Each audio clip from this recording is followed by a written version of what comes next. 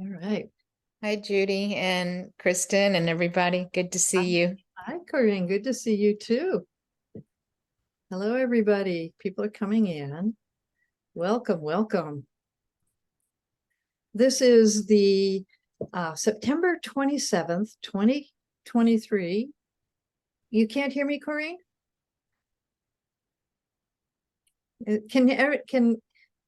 Yes, you can hear me. Okay, so something on your end, sorry. So this is the 2023, I'm sorry, September 27th, 2023, Edgewalker Cafe on Cultural Edgewalkers with Kristin, Kristin, You got it.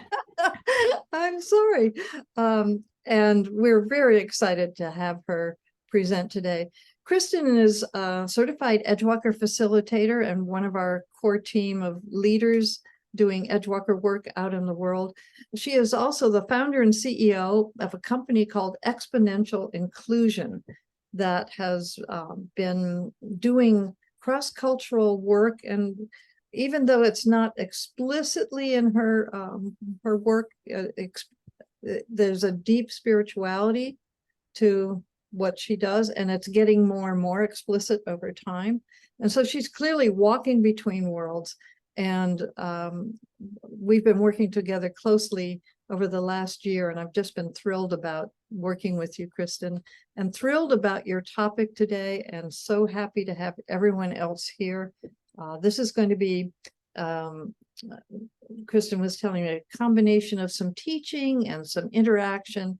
And so be on your toes, because this woman is smart, she's interesting, and she's wise. And so welcome, Kristin. I'm so happy to have you running this topic today and as one of the leaders of Edgewalkers International. Judy, thank you. What I've got energy running up and down right now. Thank you for that introduction. I truly appreciate it. I'm excited to be here. This is something that, to be able to be with a group who, I don't know the level of Edgewalker you feel you are, but we're all learning about the space and seeing who we are as Edgewalkers. And I feel like as we dig in deeper, and as I've dug in deeper, it is something that I've realized this is what I've been missing. And so I'm going to start off by sharing a little bit of my story as you get to know me better. But while I do that, basically over the next hour, I'll teach a little bit about the space that I dig into as an Edgewalker. And then also, I really want your help, because it's amazing to come together with Edgewalkers. And I want us to explore a question: how might we question together? So I want us to spend time digging in a little bit deeper. And you may help me solve some of the challenges of the world today here in this 1 hour together. that would be our goal, but I want us to have fun. I want you to be active as possible. If you want to use the chat, I do have chat on the side here open, and I'll engage with that as well. But I'll also ask you to put some of your comments into chat. And raise your hand if you have this moment of, I need to say something. I have something that's on my heart, or it's, I feel like others need to hear it right now. I want this to be as interactive as possible too. This isn't a one-way teaching. We learn from each other in this cafe. So please, please, please do share as we come along. What's really helpful for me, and I say this to every time I facilitate, specifically online, I gain energy from your reactions and how you interact with us. And so having your cameras on is incredibly helpful if you're able to. And so I gain energy from it, but we all gain energy from each other when we can see and laugh together through the process here. So I'll go ahead and share my screen. While I'm doing that, if you wouldn't mind, I've seen a few people start to put where they're calling in from. If you wouldn't mind putting that in the chat so we can see where everyone's calling in from, I'll say mine while I'm pulling it up. I'm in Michigan, USA, Grand Rapids, Michigan, and it's becoming fall here now. So scarves are necessary. Next week, I'll be in Paris. So I hear it's a little bit warmer there. I'm excited about that. All right, I'll share my screen. Thank you everyone for entering your information. If anyone is in Paris right now and can tell me that, yes, that's true, it's nice weather, please let me know. Always helpful. All right, and I'll pull you up, everyone, so I can see you. Good. Thank you so much for having your cameras on. I appreciate it. Okay, so this topic, as Judy mentioned, oh, I see people calling in from all over. Excellent. This is all about embracing change. And what I'm going to talk about, though, is specifically around cultural edgewalkers, which is, it is a brand of edgewalkers in a sense, right? It's a different, you may find that you're highly connected to this because it is, edgewalkers themselves are deeply ingrained into this work around cultural edgewalkers. We'll get into what the distinction is, though, and why I'm saying cultural edgewalkers in just a little bit here. So I would love to start off here with my own personal story. And I learned to tell 6-word stories. And while you're hearing me talk about my story itself, please put in chat, let me know what resonates with you, if you've had a similar story or not. Some of these things that you've experienced potentially too, that may resonate.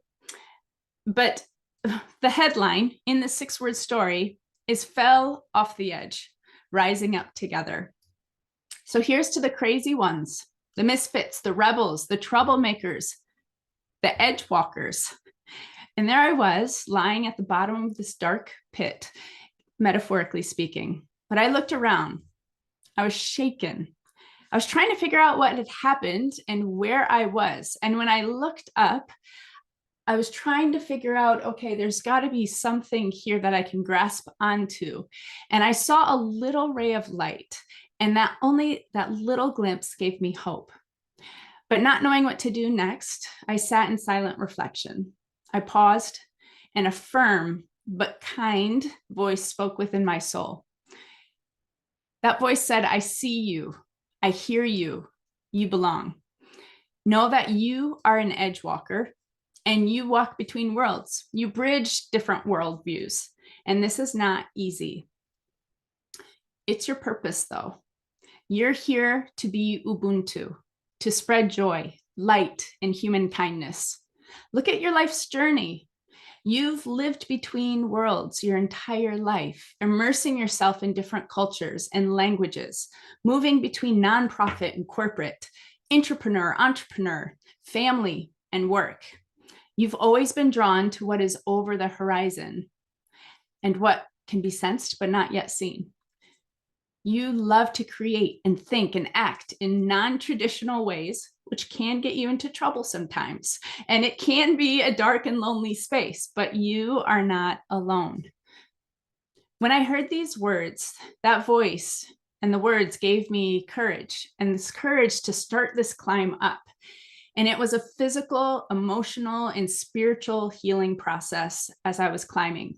My body was broken from years of allowing my shadow and the shadow of humanity to numb my purpose. I looked healthy to the naked eye, but I was burnt out. I was suffering from autoimmune diseases. I was focusing then on the voice. And as I did that, I gained clarity and started to climb. I'm still climbing, but that light at the end shines so much brighter. I'm healing. I've regained my vision, but I can't and I won't do this alone. I'm on a quest to create a community that has potential to exponentially change the world. So to all the misfits, the rebels, troublemakers, and the edgewalkers, join me in creating a more positive, inclusive future for all of us.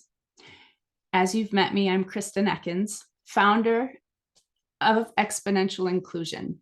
And this is my story as a diversity, equity, inclusion, and belonging leader, ally, and champion. I'm going to pause here, and I want to hear from you what pieces of that may resonate with you, or what you've experienced. Have you experienced that pit? Experienced the climb? Have you experienced the autoimmune diseases that sometimes come with when we don't listen to that voice? What are some of the things for you personally have you experienced as an edgewalker? And someone, if you'd like to share, feel free to do that now. You can take yourself off mute. You can raise your hand. I'd love to hear from you.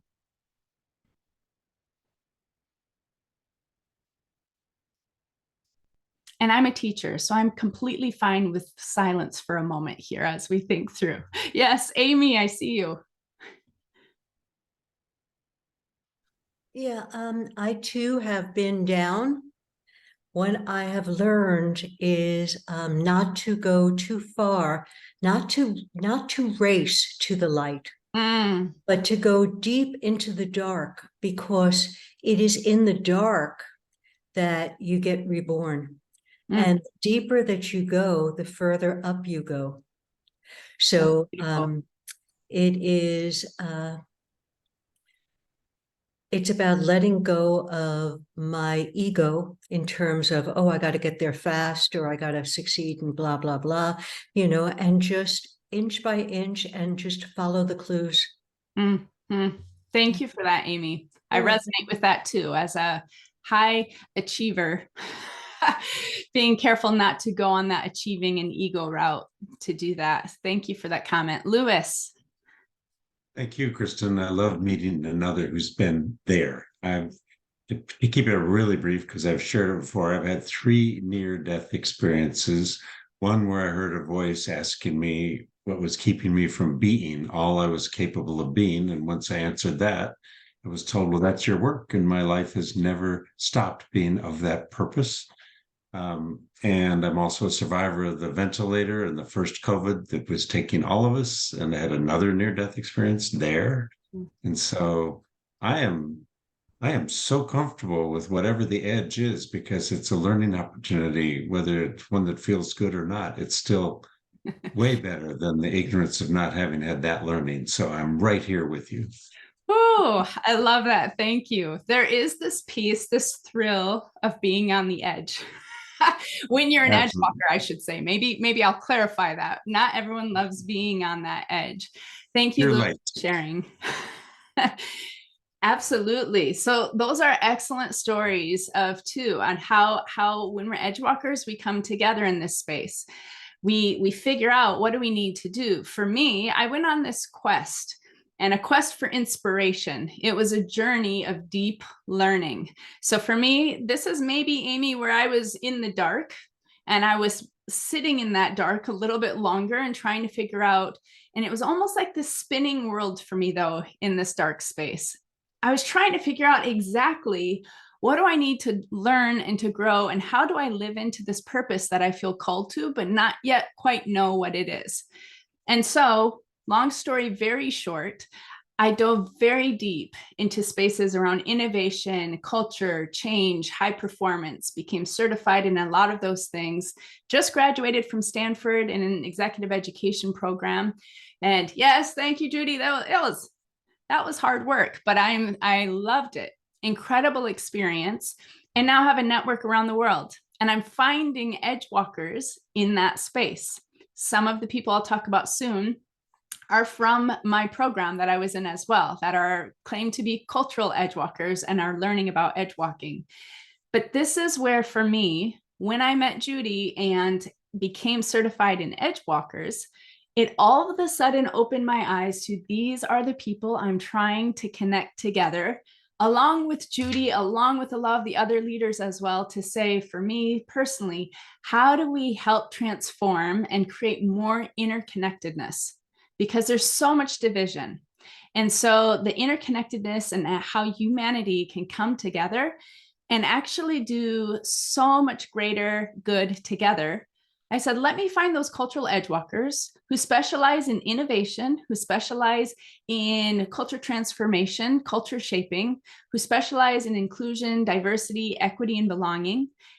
And what if we came together and started to work together and figure out, how do we create common good in a very different way that has been done before? Because in the space of inclusion and diversity, I led that within a healthcare organization for about 3 years, did systems change work. And in that space, this is before exponential inclusion, in that space, I felt, I heard, I learned, I struggled with, We wrestled with the transformation that needed to happen in the healthcare organization. But I found if we can bring together champions, we can actually create momentum in a very different way. And so my life's work and calling has been around bridging divides and accelerating global impact. By training, I have a master's degree in teaching English to speakers of other languages. My story started with working with immigrants and refugees who are coming to the United States. And my heart sits right there in that intersection of figuring out how to help people who are seeing the world so differently, helping them see the world together in a different way and transforming the spaces. So I won't go through this piece a little bit more. You can see this later in the recording or head over to my website if you want to learn about it. But I found that in order to help people see, connect, thrive, and belong, we need to bring back together those difference makers and those edge walkers. So just quickly, some of the work so you can see where I've been diving deep to find the cultural edge walkers. It's those who are walking between these different worlds. I'm going to ask you what worlds you're walking between in just a moment here. You see here, some of the work that I do is in Saudi Arabia. My first trip there, I had people saying to me from the US, "You're going to Saudi Arabia as a woman?" I said, "Oh, this is going to be fun," right? Because I knew how much bias was sitting there so thick. And it actually caught me in a space to be, oh, should I be more concerned than I am?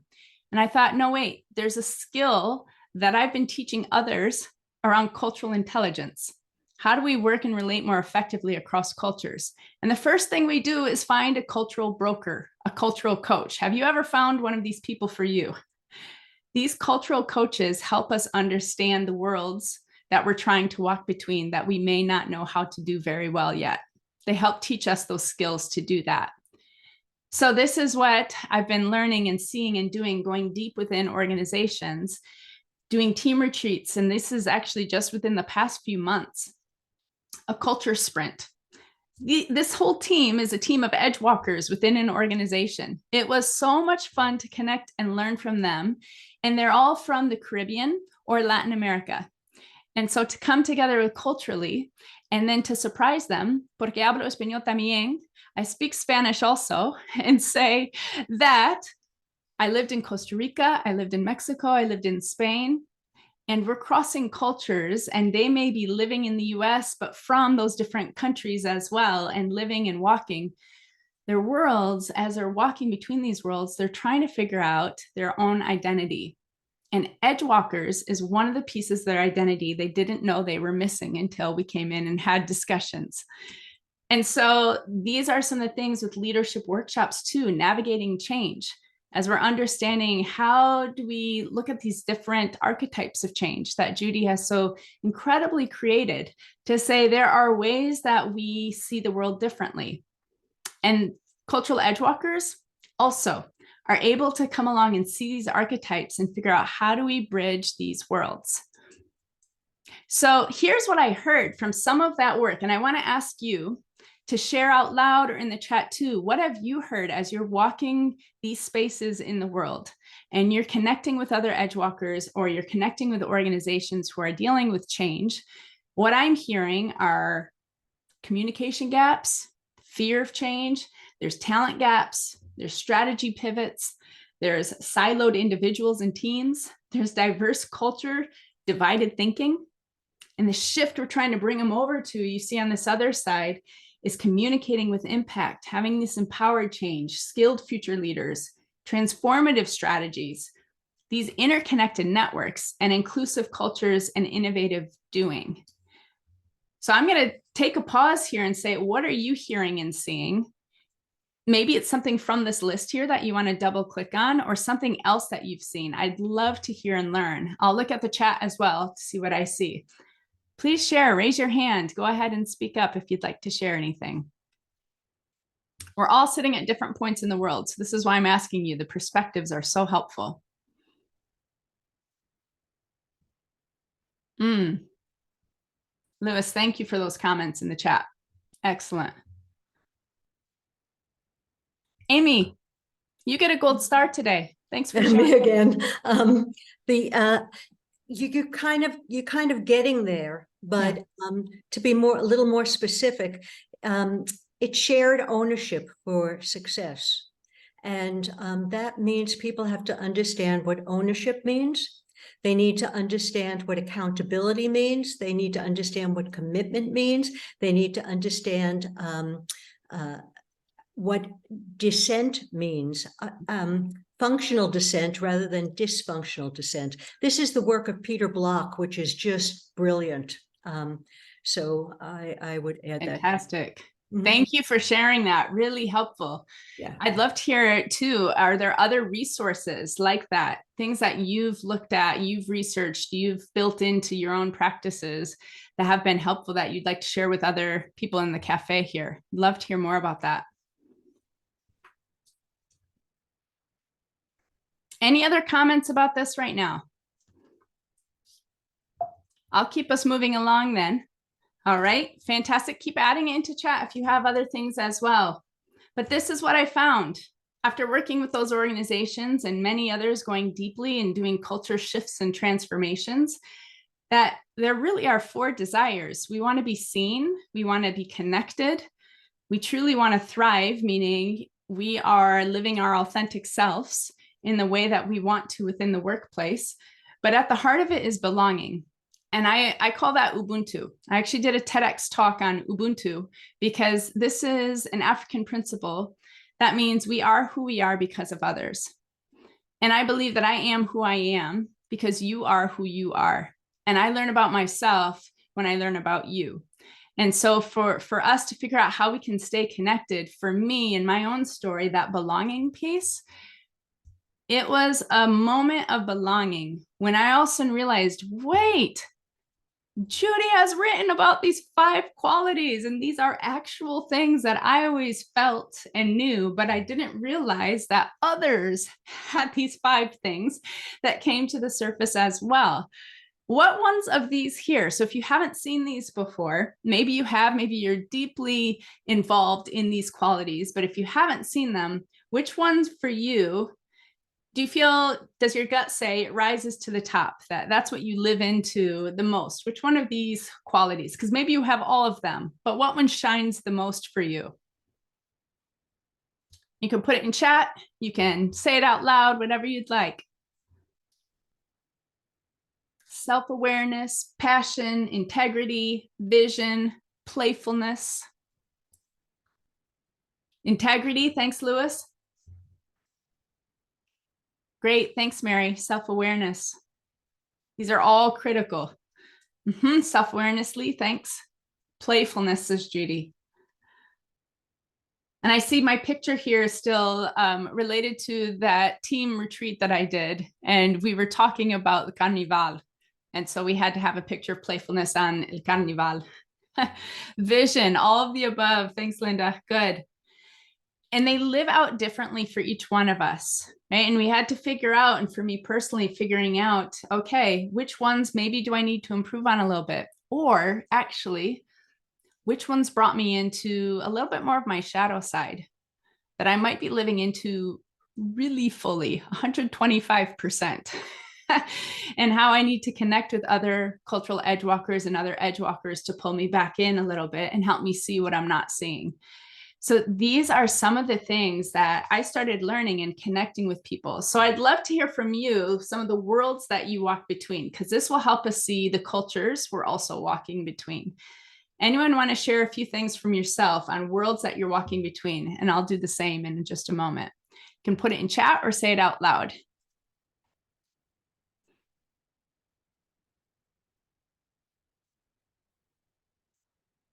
So many different types of worlds we walk between. And I don't think we have to give lots of explanation about what they are. Good. Yes. Different dimensions that you're walking between. Excellent. Good. All right. So playfulness. I see that from James from earlier. Good. Yes. Spiritual and higher education world, says Judy. Absolutely. A lot of the cultural edgewalkers. I love that. Different roles. Yes. Wife, mother, consultant, absolutely. Ambiguity versus structure. Thanks, Sal. These are the spaces, a lot of Edgewalkers that I talk to, and why I click on cultural Edgewalkers is because often they're walking between even their identity between two different cultures, national cultures for some of them, that they grew up in one culture and they are now working and functioning in another culture. And some of them, they have figured this out and the skills that they need to do that. Others are kind of in the in-between space of walking between the worlds, but not sure how to bridge those worlds fully. And so these are some of the things. It's spiritual. Good. I see more coming. Thank you, Monica. Spiritual and belonging in the world. For me too, I've struggled with knowing the future, seeing the future, and bridging it to the practical here and helping people understand it and see it here. I see and I envision things, and I envision things of a world that is interconnected. And I can see things about how to do that.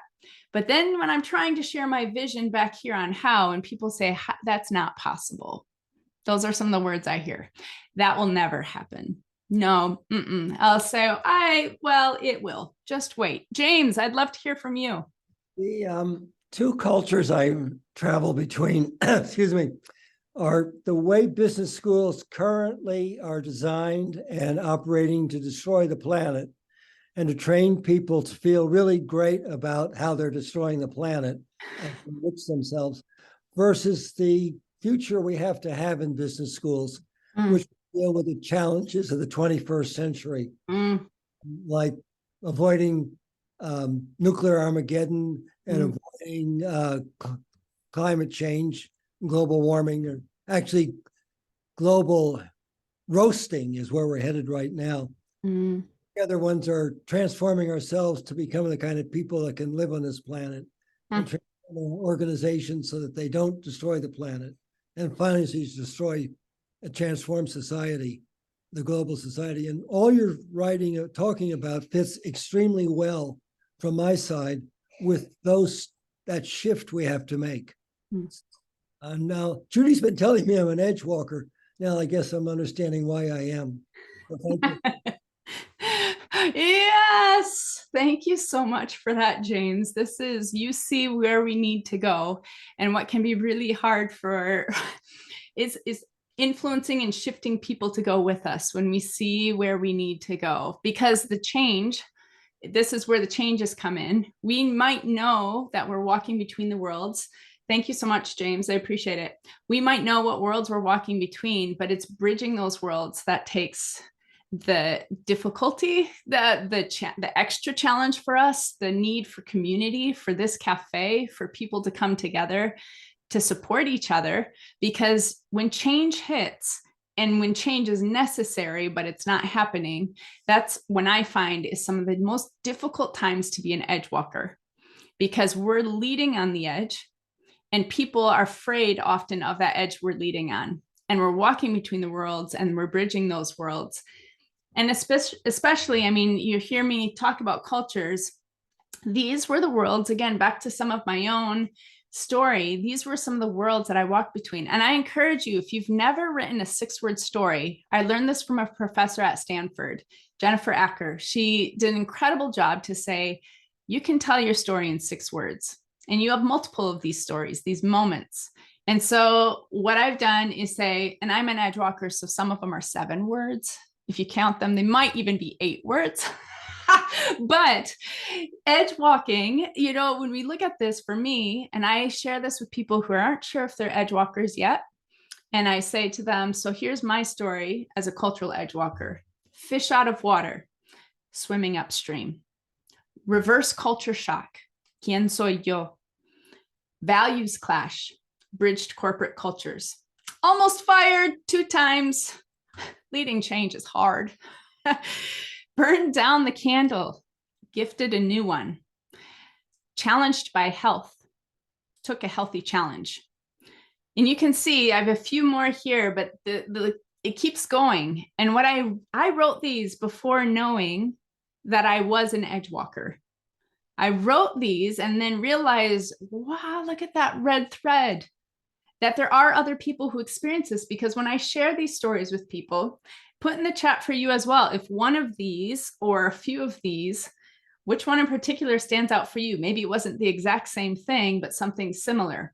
We find that we connect together because these are areas that we connect. These are things that we find, these stories that happen for us that are interconnected. So we have our own stories to talk through and walk through, but specifically, I want you to rate yourself right now that in times of change, how well do you bridge those worlds? Maybe on a good day, you bridge them and you give yourself, if you rate yourself 1 to 10, 10 being very high, and you say, I build all the bridges for everyone and I teach them all to do that. And you say, I'm a 10 on most days, except for major change is happening, even though I enjoy change because I'm an Edgewalker. When major shifts are happening in the world, how well do you bridge those? Thank you for that, Judy. All right, put in the chat, would you give yourself a 1, a 5, a 10? How well do you bridge the worlds that you walk between? Excellent. All right. Love that comment, Lewis. Good. 99888. And you know what I find when I ask this to groups? They typically will say 99877. This is before I show them during times of change. Now, I expect with a group of Edgewalkers, we appreciate the change. So we actually sometimes bridge them even better than when it's non-change and we might be too comfortable or even caged. But when we're living charged lives and when we are actually, helping these shifts happen, maybe we feel an energy behind it and can bridge those best. Now, this is the difference, these cultural shifts that happen. And I'm going to talk about even national cultures when we're crossing national or gender differences or generational. These are all cultures, socioeconomic differences, abilities, and the way that we see the world. Different functional, I saw that earlier, worlds you walk between, the functional worlds we walk between in our workplace. All of these spaces, or even, as we're figuring out who we are in these spaces, some of these worlds we don't walk as well. There will be some worlds we walk very well, and others we have a hard time bridging those worlds. And so when I have people think about that during times of change, and I say in the cultural spaces, when we're crossing these cultures, it's a different level. Emotional intelligence, when we talk about that, we might be walking between worlds that are from similar cultures to us. Cultural intelligence is needed when we start to bridge this gap of, you come from a very different way of thinking and being and seeing than I do. And so I need a whole nother level of coming into and seeing and being in your space, which takes an incredible skill of empathy, right? So the differences, sometimes we start to see these differences more than the commonalities and the values that we have that collide. I have maybe a different moral sense than you do of what's right and wrong.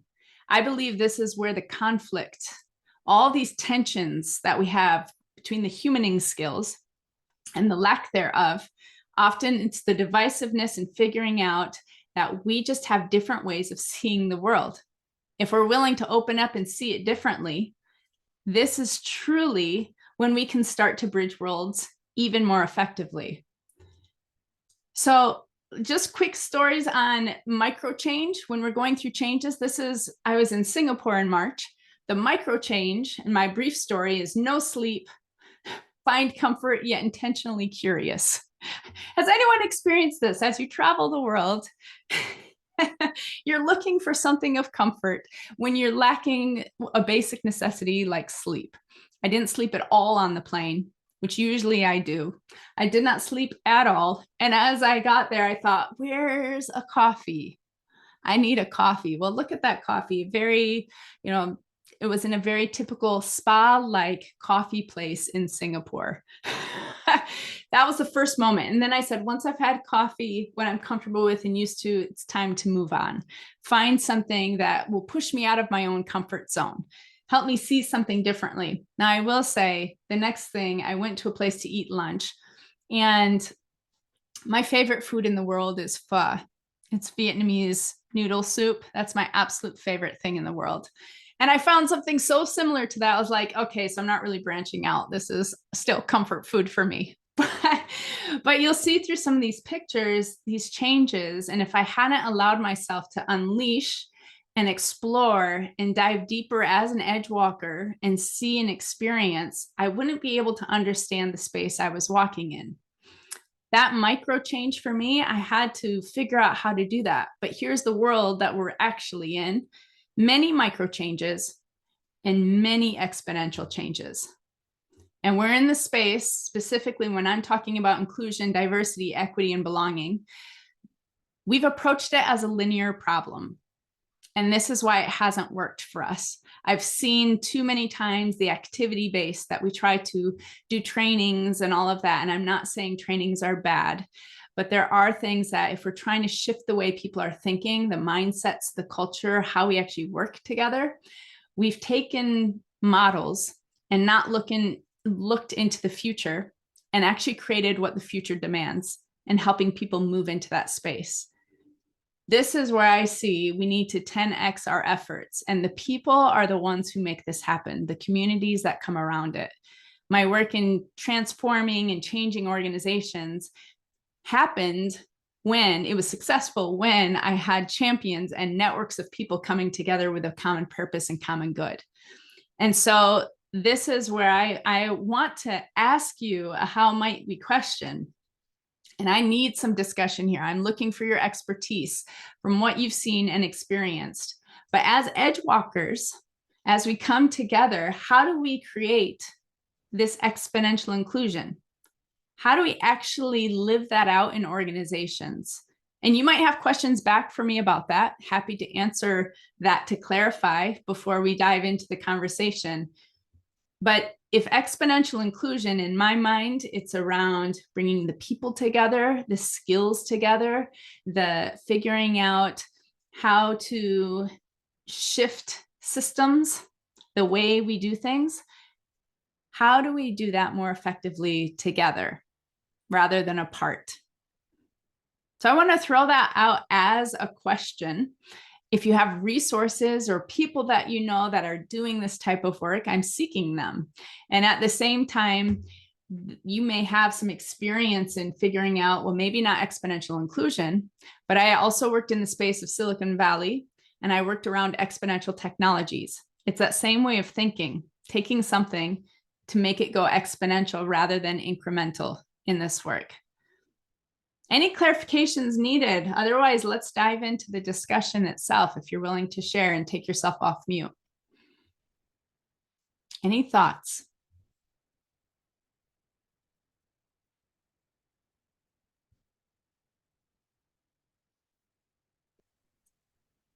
I have two thoughts. Judy. Yeah, the first thought is you have to start with being your authentic self. And that is really a challenge in many organizational settings because they want things predictable and controllable, and everybody should be the same and follow the same rules. Edgewalkers can't do that, and yet need to fit in, need to have a foot in the outside world and the inside world. So the first thing is to be able to have the courage to be authentically yourself and be willing to risk your job. You said you were almost fired twice, so that kudos to you. That's great. That's a badge of honor. And the second thing is the principle from the movie Field of Dreams. If you build it, they will come. And so as Edgewalkers, we have visions of what's possible, and we have a sense of calling towards the kind of community and inclusion and society that we want. And so to listen to those longings and then find some small way, even a pilot test, to create something that approaches that vision by calling together those who respond to our authenticity. And the building the community, trying to do it alone is going to be that more or less flat line. And as you said, when you bring people together, bring the like-minded people together, like-hearted people together, then things can take off. But people have to be able in that community to be able to express their uniqueness. So that's the holding that sense of community and common unity and my uniqueness, my gift, my calling, holding the tension of both of those. I hope that you all wrote that down. If not, we'll listen to the recording again. Powerful, Judy. Lee. So this is a countercultural view, I think, for where we are. When I was around 17 and looked around at what I knew of the world and the little bit that I knew of history, I don't know that much more of now, I came to a perspective that things were moving too fast, that the exponential change in what humans knew and what humans could do was faster than human cultures and human societies could succeed in adapting. And as things have unfolded, I still have somewhat that perspective. And perhaps exponential change is not the solution, it may be the problem.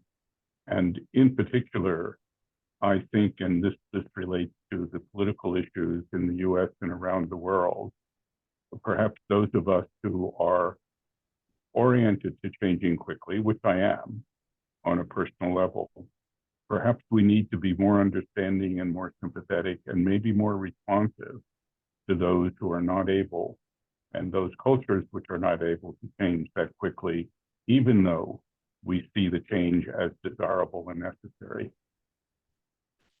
Thank you for that, Lee. I mean, I took some notes too. I mean, I have had those questions too about is exponential change and going after something of a magnitude like this, which is confusing for some, right? Is that the solution or not? And I think there's a both and to it. And I'd love to hear all of your perspectives, right? That there must be, in my mind, both incremental steps and exponential steps that we take. And so Lewis, I'm going to head over to you as well. Thank you, Lee, for your comments. So in all my years of learning and teaching diversity training, Judy said it perfectly. Almost all the dysfunctional diversity training is because they're dealing with policies and practices and organizational issues and even systemic if they think they're on the great edge, but they're forgetting the most personal and intimate and heart work of sharing one's own story. And we all have amazing stories of how we got here, wherever we are, how we grew, etc.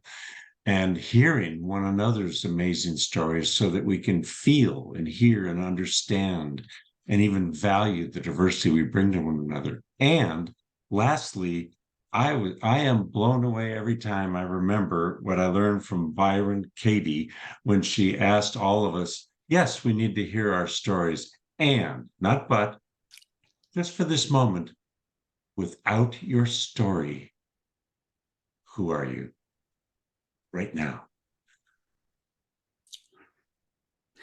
And God, do we get authentic really quickly and slow our words down and even go, I don't know. I mean, and we get so authentic that we see one another clearly. As if we're in that exercise where for 10 minutes, we look at each other with eyes closed and don't say a word, eyes open and don't say a word.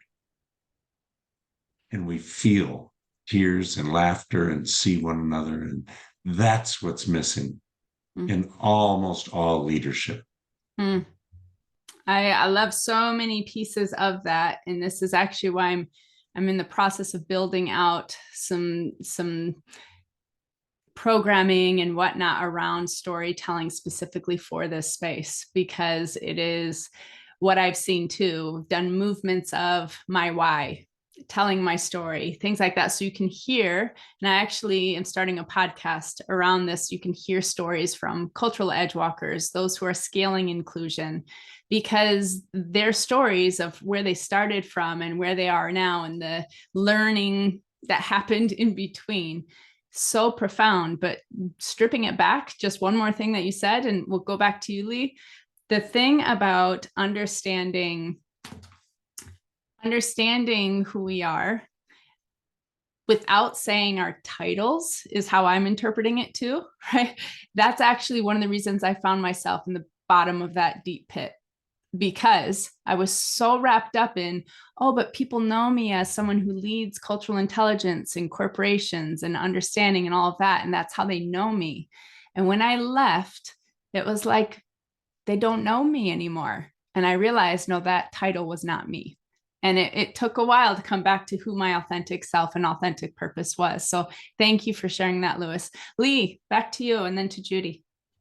So to just add one more brief point to that, what I fear is that when the change is faster than humans and human societies can accommodate, what it leads to is war. Yeah.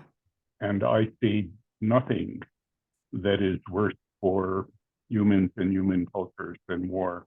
Not only for the participants, but for the children, and probably the children's children as the currents get carried on. Yes, that was actually, I remember third grade. That was my biggest fear, was World War III. I don't know if that was me as an Edgewalker already in third grade, just experiencing something and seeing something different. I don't know, and I pray not. But the piece that I also see that this division, as it accelerates, this is what happens when we have communities and societies accelerating in that way and being more divided. This is why I feel a huge calling to bring people together as well. Thank you, Lee. Judy, over to you. Thank you. I want to see what Louis said about Byron Katie's question, who would you be without your story? Well, I have a short story about story I want to share. I was at my high school's 70th birthday party. Instead of a reunion, we did a 70th birthday party, and sat next to Jimmy, who had been my seatmate in like third grade in Hawaii. And Jimmy turned around to me. We were kind of recollecting what it was like to grow up in Waimanalo, Hawaii. And he said, "Didn't we have the greatest childhood?" And I was so struck because I had this story about growing up with two alcoholic parents and not enough money and this and that. And I had this whole story about being a victim in my life and the struggle and everything else. And I suddenly had to say, who would I be if I had a happy childhood? Or who am I that I did have a happy childhood? And it shifted so much. So the story got dropped.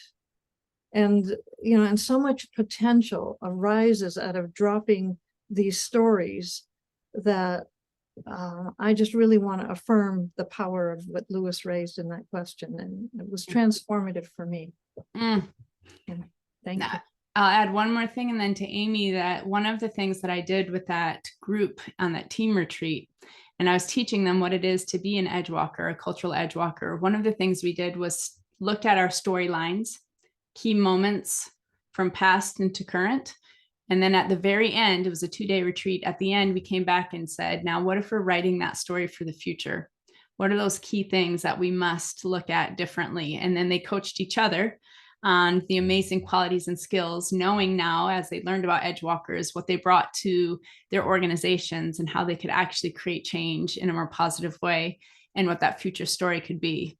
So that finding voice throughout and shifting from what we saw in the past, sometimes we need that cultural broker, or so I think of your friend as that broker to understand that who knew that story from a different angle. So Judy, thank you for sharing so vulnerably. Amy, over to you. We have only like maybe 5 minutes left for our discussion, and then I'll turn it back over to Judy. Amy, to you. Yeah, just two things. I'm really enjoying the conversation about being authentic and getting rid of the stories and all that. I've spent 40 years or so working with major corporations, from Chanel to Microsoft to MasterCard to big ones. And what I have seen is that there's not that much room for that. Matter of fact, Forbes magazine put out an article that said men tend to get promoted faster than women, even if they have the same results and all that, because of their presence, the way that they come across is seen as leadership. Whereas women, if they're too compassionate or whatever, is not seen as leadership. So what I believe that this cultural revolution is about the male and the female coming together in a new way.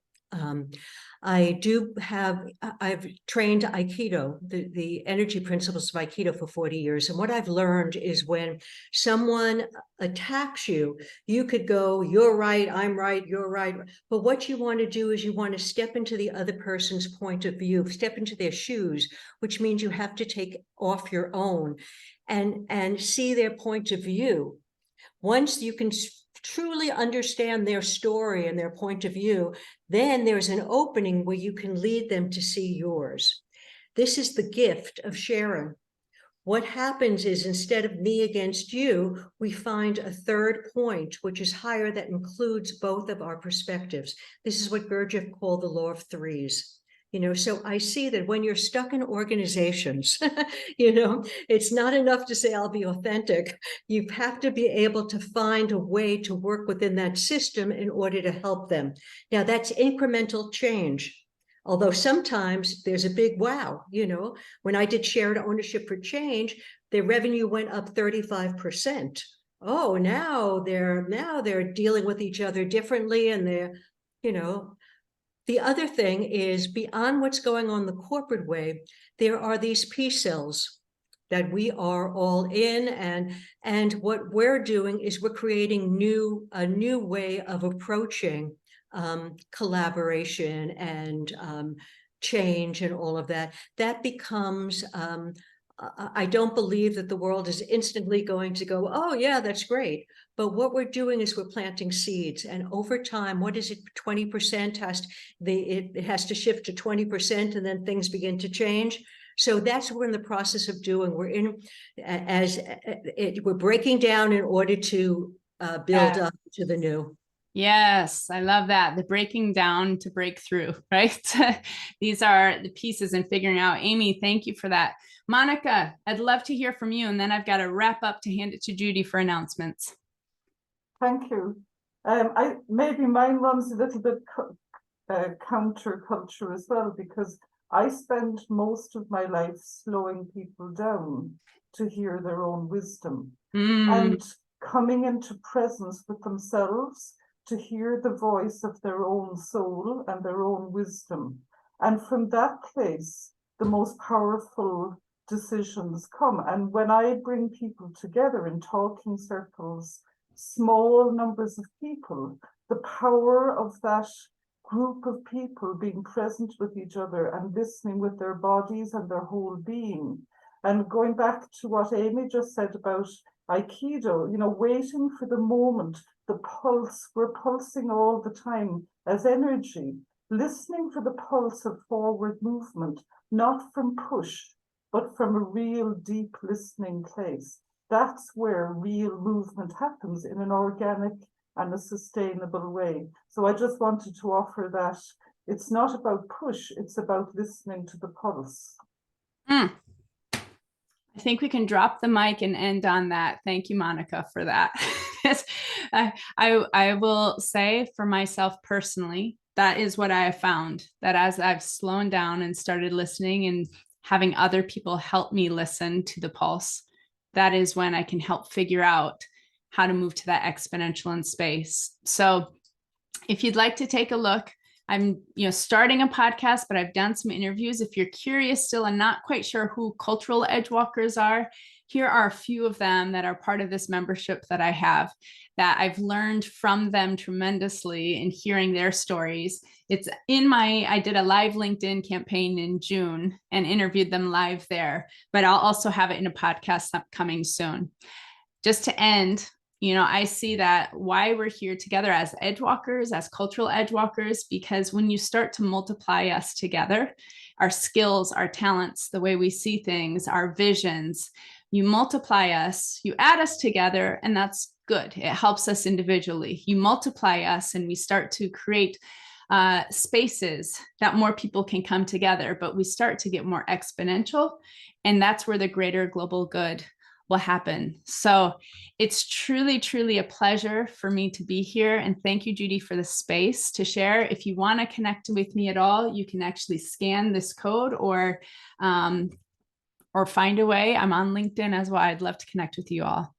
Judy, over to you. Well, thank you, Kristin. And why don't you put your email in the chat? Sure, I'll do that. Would be great. Yeah, Kristin is doing such fantastic work with cultural Edgewalkers and with helping Edgewalkers really grow exponentially, where we find more of the people who's really committed to a better future and the greater good. So Kristin, thank you for everything you're doing in the world and with our community. I'm so, so very grateful for you. Thank you, Judy. My pleasure. Thank you. So we really are a growing community, and more people are taking on leadership and doing things, making offerings in the world around things that support more Edgewalkers. And one of them is Amy Bernstein, who's been very active today. So Amy, I'm inviting you to share a little bit about your upcoming Roar of the More program, which I put in the newsletter, but would you take a minute to share anything else you want to add to what's been sent out in the Edgewalker newsletter? Yeah, the work is a blend of the energy principles of Aikido and psychology and meditation. It's really about, I really saw that self-awareness for me is not enough, that it has to be an embodied presence. And I'm interested in this time of conscious evolution to evolve my own consciousness. And that's what I'm doing through the Roar of the More, my own and other people's, helping them guide through that. So I'm doing a free 30-minute Zoom call. I'll put that in the chat. You could register for it. And if you look on my website, openmindedventures.com, you'll see all the, it's an 8-week series, and you'll see what each week has in it, and how you can contact me. Just email me and we'll talk. So thank you so much. I'm really excited about your program. Just a reminder to everyone that Amy was a guest on our Edgewalker Cafe back in January.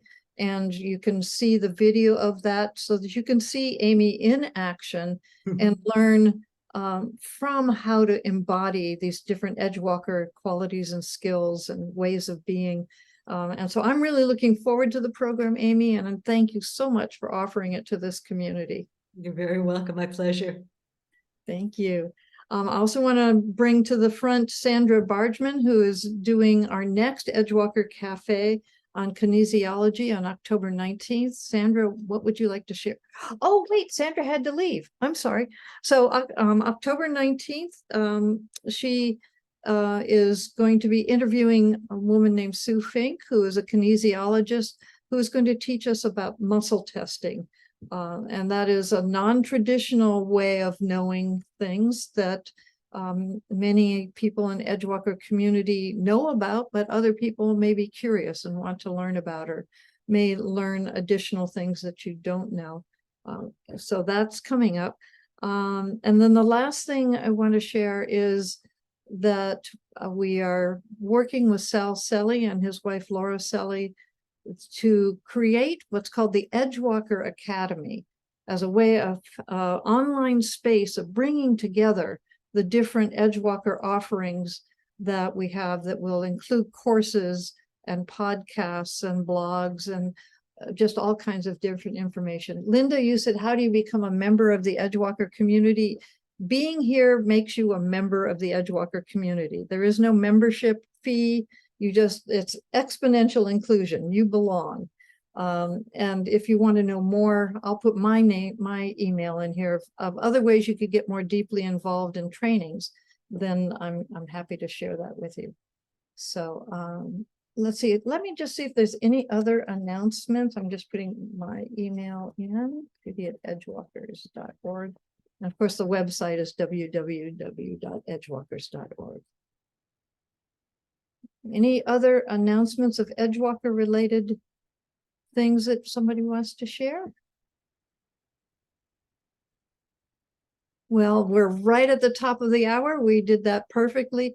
Thank you everyone for being here. And thank you, Kristin, especially for really provoking our thinking that expands both what we think about cultural transformation, what we think about cross-cultural work, and what we think about Edgewalkers and walking between worlds and building bridges. Thank you so much. Oh, wait, one more thing. Monica,